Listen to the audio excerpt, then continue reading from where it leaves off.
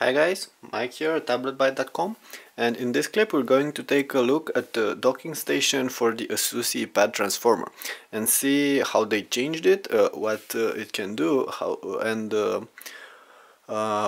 also going to tell you most of the things you would be interested in this device. So here it is right now. It's very slim and it's also quite light. Can't really say for sure how much it's going to weigh, but I will add this on the site in the written post. You're going to notice that like the Asus TF101 Transformer Prime, this one is now also made from metal, so there is aluminum here, and it comes with a linear texture. So design pretty much resembles what you get on the Asus ZenBox, with the linear texture on the bottom, the rubber feet, and the circular texture on the hood of the tablet. On the back you actually don't have anything besides this rubber feet. You have the screen's hinges, and this is where the tablet gets added. They've changed it a little bit, and these things, the latches, they're now better, and the tablet is easier to insert than it was before. Also, they changed the button only a bit and make it more comfortable to use as well. Of course, the same aluminum is used for the palm rest, for this part on top of the keyboard, and metal is also used for the space between the keys. The keyboard is a bit different than it was before. I would say it feels softer, the buttons feel softer.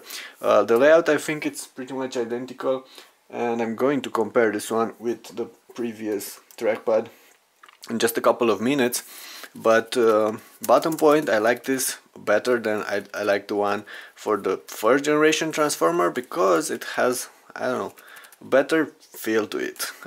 When compared to a keyboard you get on netbooks, I would say this is pretty much on par with some of the best ones. And if you want a transformer that you're going to use for writing a lot, definitely you're going to enjoy the keyboard here. The layout, it's not a Windows layout, it's pretty much changed, because it comes with buttons like this and buttons like this that are used for a bunch of Android functions. For instance, this one controls wireless Bluetooth.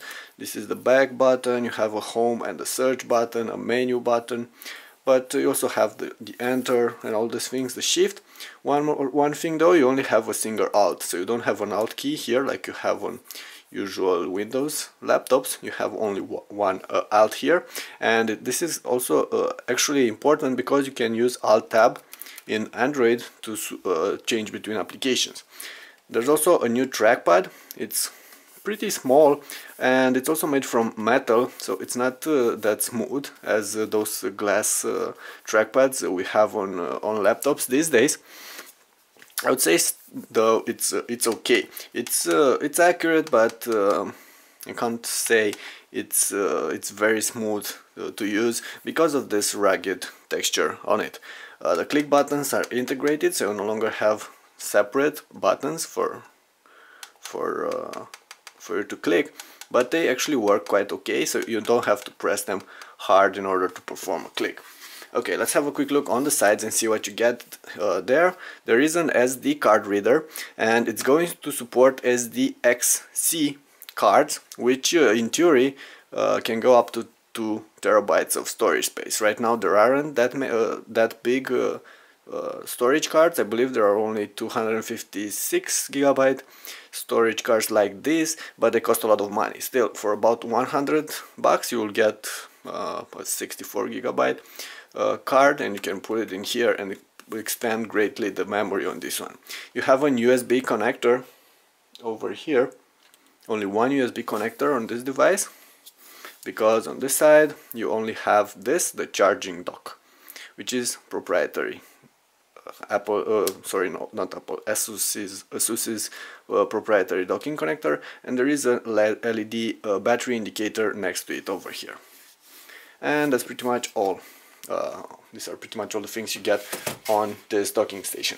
And of course there is a battery inside, but while on the previous generation the docking had actually double the amount of battery life you get on the tablet. On this one it only increases by a given percent. Still, overall this device and the tablet together will get, according to Asus, actually up to 18 hours of life, while in practice you probably get like 14 or 15, stuff like this. Okay, let's go ahead and compare it to the previous generation docking station, and we have that one over here. And if you're going to put this one side by side, you notice that they're not that different after all. The keyboard is similar. Like I said, some changes here for the latch.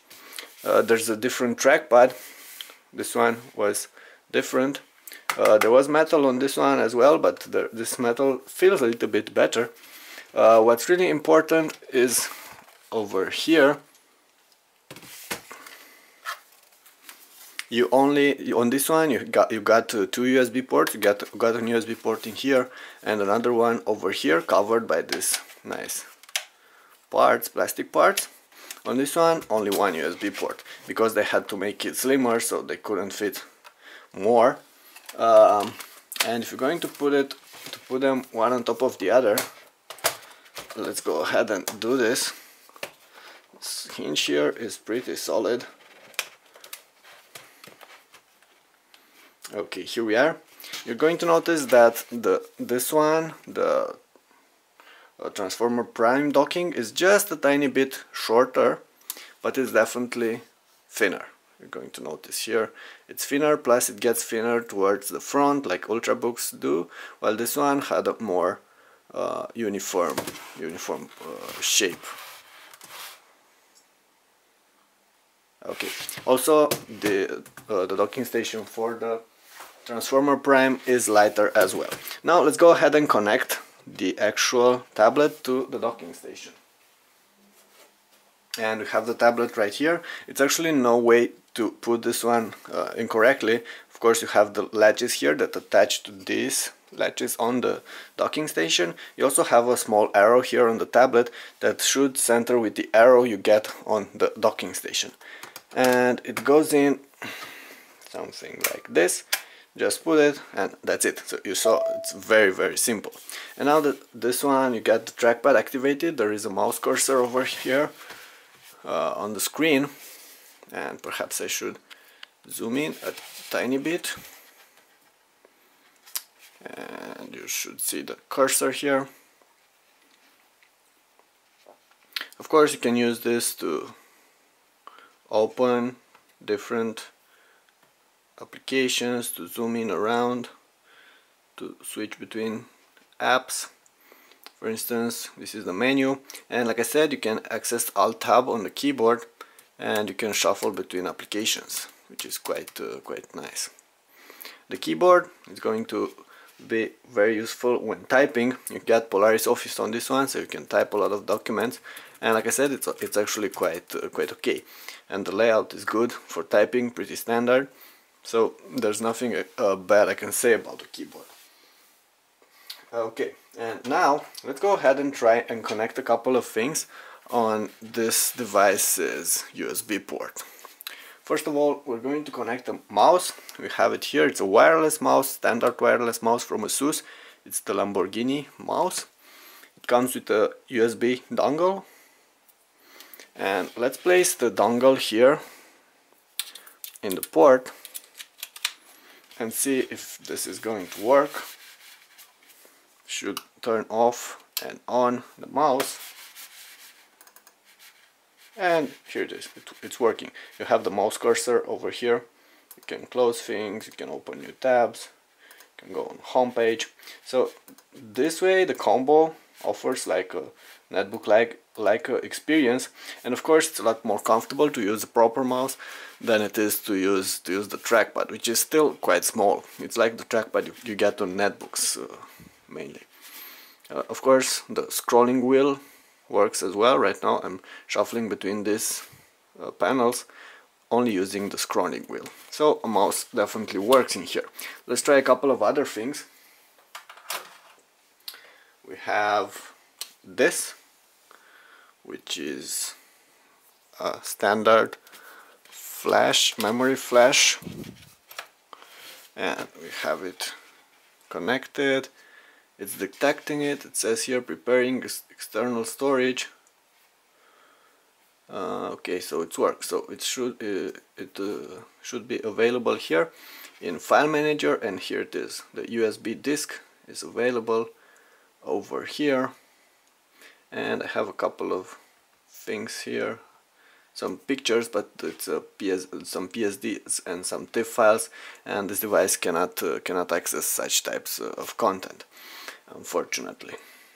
Okay, so definitely this one works. In order to disconnect it properly, you should get this remove storage unit, and now you can disconnect it easily. Okay, and one more thing I wanted to show you. We also have here this, which is a standard USB powered 2.5-inch hard drive, and we're connecting this one as well. It says preparing external storage once again. Okay, and let's go to File Manager. Okay, and here it is. It sees it. We have a couple of things over here. I don't know, for instance, we have pictures, and there are a bunch of pictures, and they should be displayed here. Perhaps it takes a bit longer for them to load because there are many. Okay, let's go ahead and try something else. I have a couple of other PSD files here. For instance, I have a PNG picture, and it works. It open it, and should also have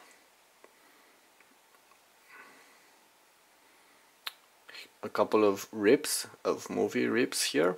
And if I'm going to run this one, I can select video player, and it's an MKV 1080p rip from a Blu-ray,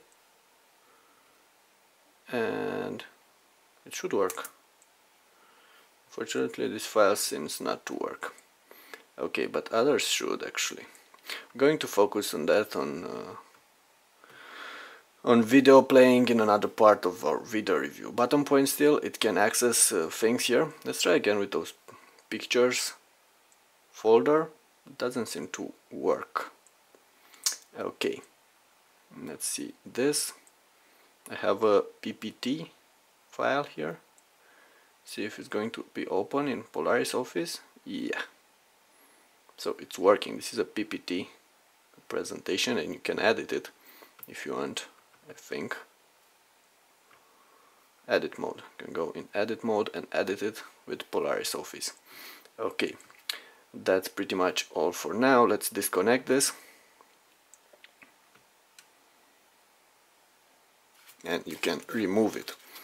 So that was it. One thing I don't like about the docking station, like I said, it only comes with a single USB slot. So if you're going to connect a mouse on that slot, you're not going to be able to easily connect an external storage drive or something like this, and this kind of sucks, because at least I for one actually could use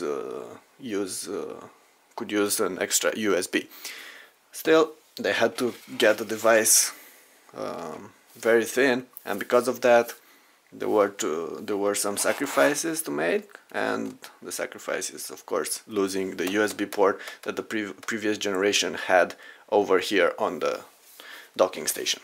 Okay, that's pretty much all with the docking station. More details about the Transformer are available in all the other clips here on our YouTube channel, GadgetJM. Please go ahead and check them out. And you also have more information on the site on tabletbuy.com. Thanks, that was Mike. Please subscribe and like our clips if you really enjoy our work.